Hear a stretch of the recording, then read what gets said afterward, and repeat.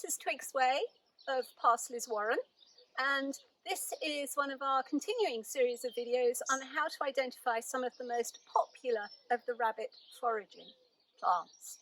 So today this is going to be quite a short one, but when I came out this morning to do some foraging for our rabbits, I noticed there was a fabulous patch of what's known as herb Robert growing just along this verge way.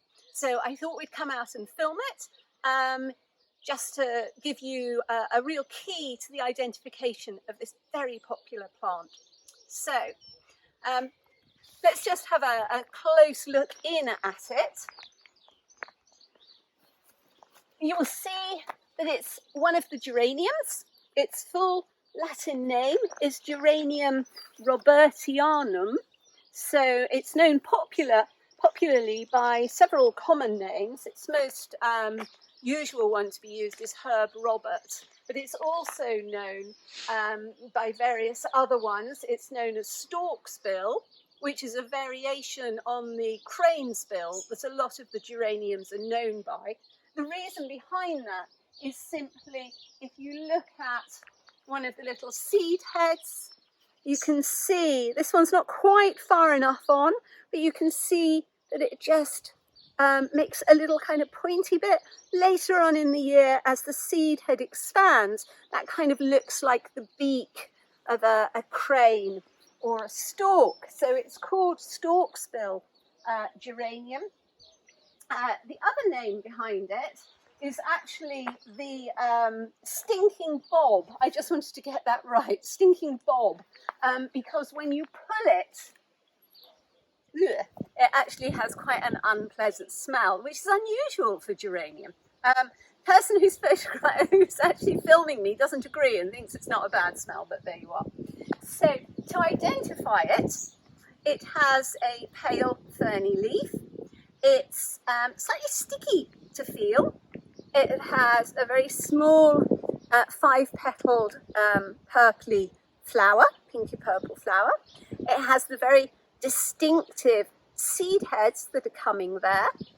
And most distinctively of all, if we search in amongst these, we'll find one or two that have a very red look to the stalk. Now, hence its name, Geranium robertianum, which it's believed came from the Latin ruber or red. So it wasn't originally Robert, it was originally rober, and rober stands for red, or means red in Latin. Now what happens is this one's actually growing in quite a moist ditch, and it's quite early in the year, so it doesn't look very red. You can see, oh, this is a nice one, it's quite red. So you can see that this one is extremely red stalked. Now, if it's growing in a drier spot, or later in the year, as the whole thing begins to dry up, it becomes really bright red. It's quite hairy on the stalk as well. You might be able to see, as the sun shines through it, those little hairs along it. I don't know whether you can see it from that side. I'll take one home and try and get it on the table as always. So that's Geranium robertianum, also known as stinking bob or herb Robert.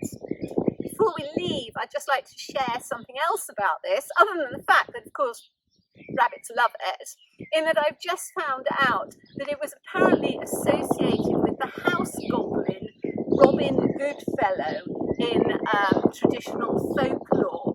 So that's terribly kind of Harry Potter, but every time you pick it, you can think about Robin Goodfellow, the house goblin. Hi, so here we are back at the house, having a little bit more of a detailed look at our Geranium robertianum, or our herb Robert. I just want to, again, stress how very red it is. That's its distinguishing mark, really. And I put two of the different stalks on some white paper so that you can really see that very distinctive red colour.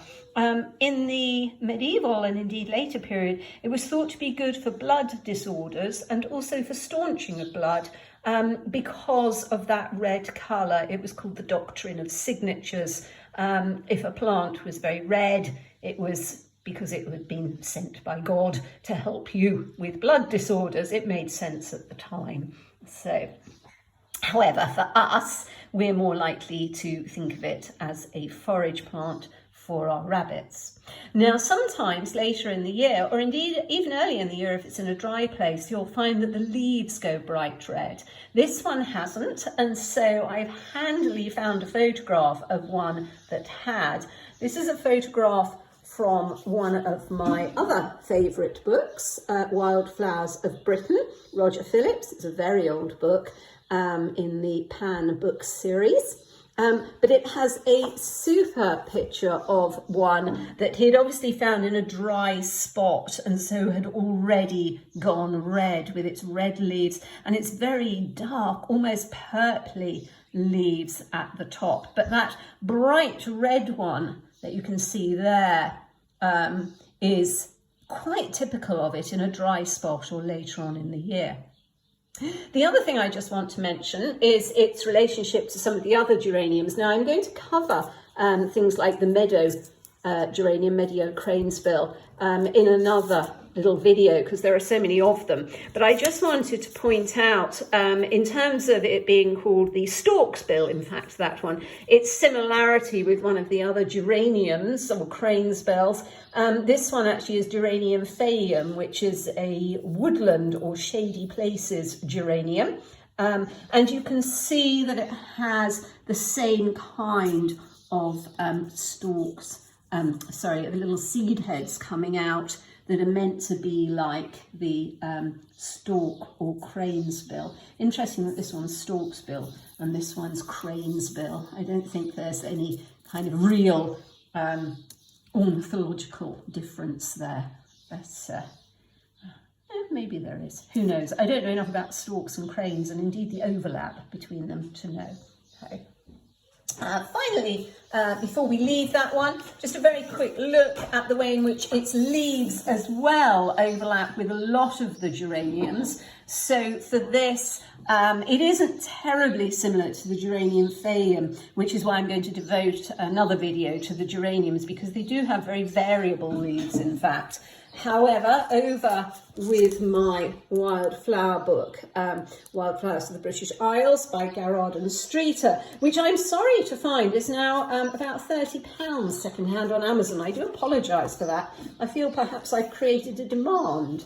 Anyway, so here it is on page 66 of that, showing very nicely with the red jointing to it. So I'm looking at this one here. They haven't shown it with red leaves, just ignore this other one, which is a shiny leaf geranium, which you're very unlikely to find. But if we pull back out, you'll see it's in amongst quite a lot of other geraniums, and the leaf does vary with a lot of the geraniums. If I turn over to the mass of wonderful different geraniums, you can get hedgerow geraniums and meadow geraniums and wood cranesbill and penciled cranesbill and cut-leafed cranesbill and round-leaf cranesbill. You will find there are a lot of different ones. However, this one, Geranium robertianum, is very easy to distinguish because of its red colour, slight hairiness, early flowering, and also the smell that makes it called Stinking Bob. So that's it for today. If you've enjoyed this quite short instructional video on how to identify one of the most popular geraniums to feed to your rabbits, then please do give us a donation. Even if it's a very small donation, if everybody who watched these videos gave us even £1, it would really help our small rabbit sanctuary for elderly and special needs rabbits. So there'll be instructions after this on how to access the PayPal. And if you could just hop over and give us a very small amount, or indeed a large amount, we'd be grateful for, but a very small amount. Thank you very much indeed. See you again on another video.